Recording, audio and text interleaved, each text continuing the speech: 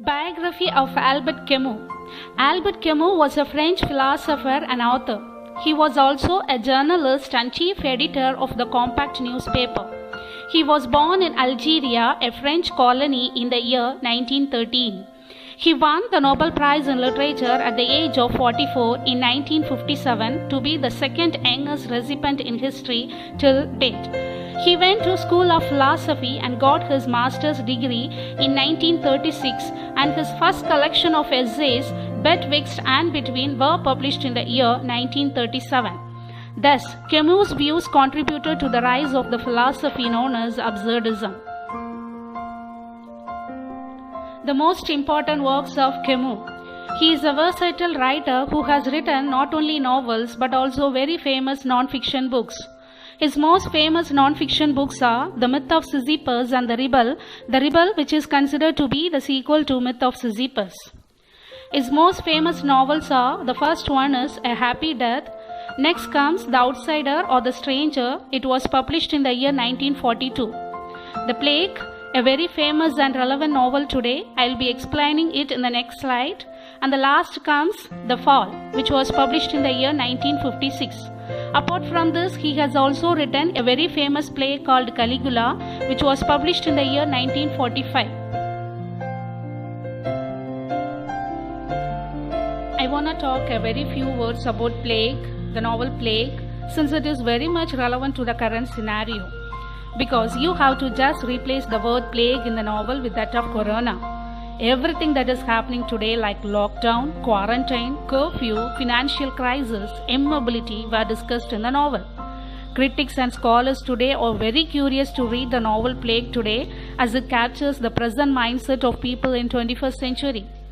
The novel takes place in Ogun, a French port on the Algerian coast. Plague affects the entire country and eliminates people one by one.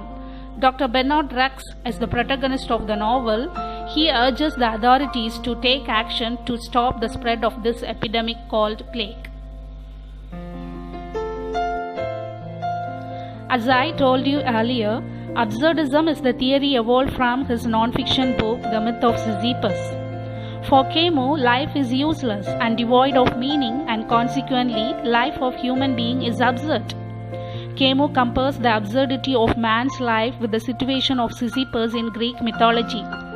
Sisyphus, a Greek mythological character, was condemned to repeat forever the same meaningless task of pushing a boulder up a mountain only to see it roll down again.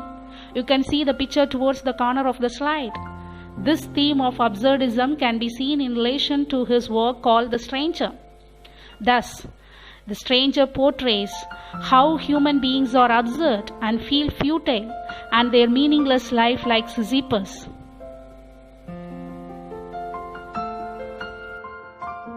Who is called a stranger?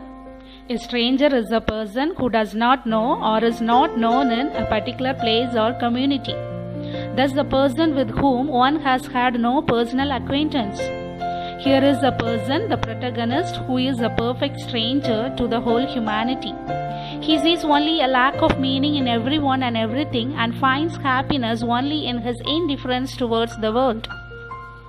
The novel opens with the famous line, "Mama died today or yesterday, maybe I don't know."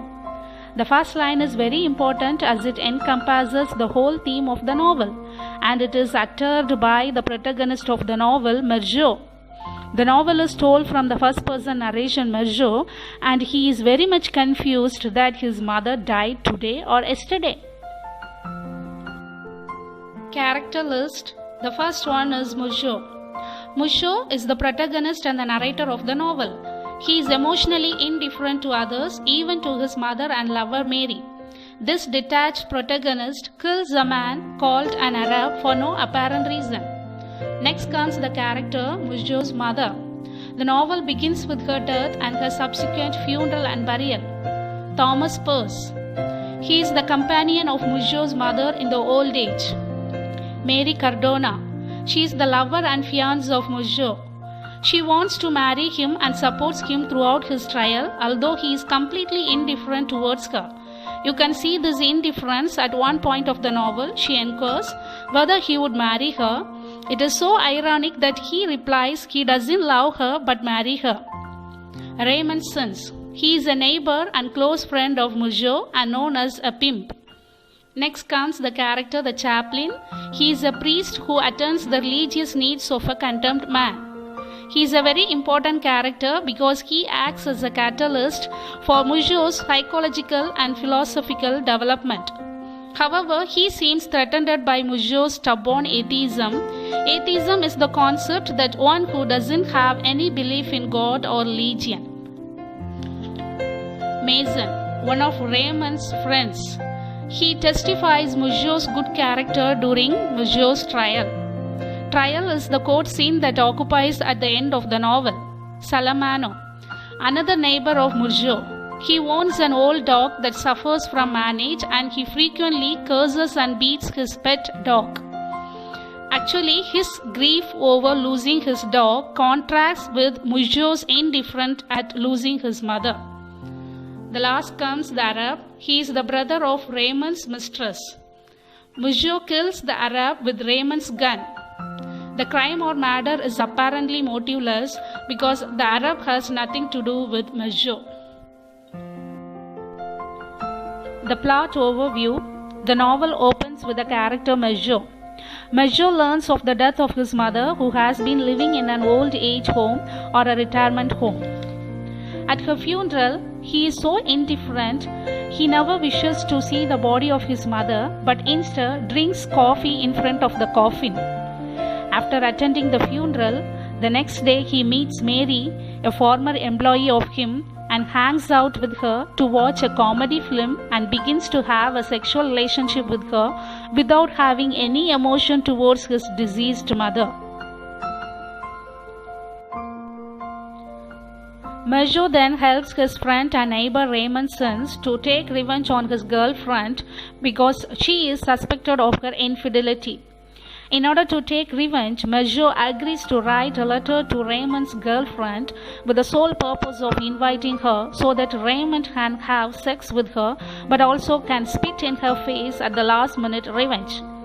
Mougeot does not express concern that Raymond's girlfriend is going to be emotionally hurt as he believes Raymond's story that she has been unfaithful. That's why he helps Raymond to take revenge on his girlfriend. But when the situation comes, it happens upside down. She slaps Raymond and in return he beats and kicks her out. Next, Raymond invites Mougeot and Mary to a friend's beach house for the weekend. There, they encounter Raymond's former girlfriend's brother, who is an Arab. His name is not mentioned in the novel, he is simply called as an Arab. Mougeot encounters the brother of Raymond's Arab girlfriend and shoots him.